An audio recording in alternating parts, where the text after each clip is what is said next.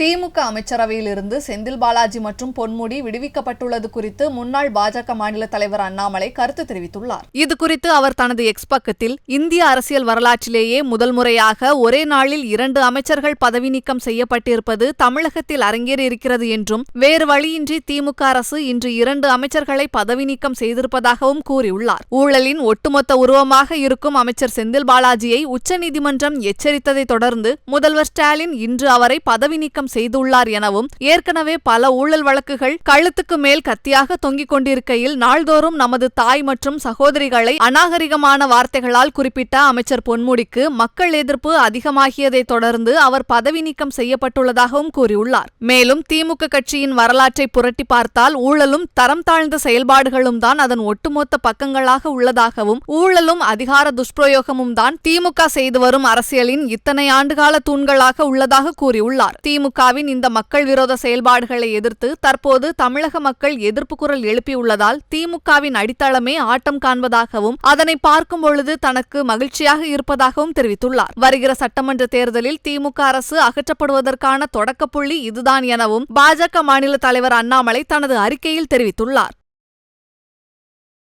செய்திகளை உள்ளது உள்ளபடி தெரிந்து கொள்ள ரெஃப்ளெக்ட் நியூஸை சப்ஸ்கிரைப் பண்ணுங்க.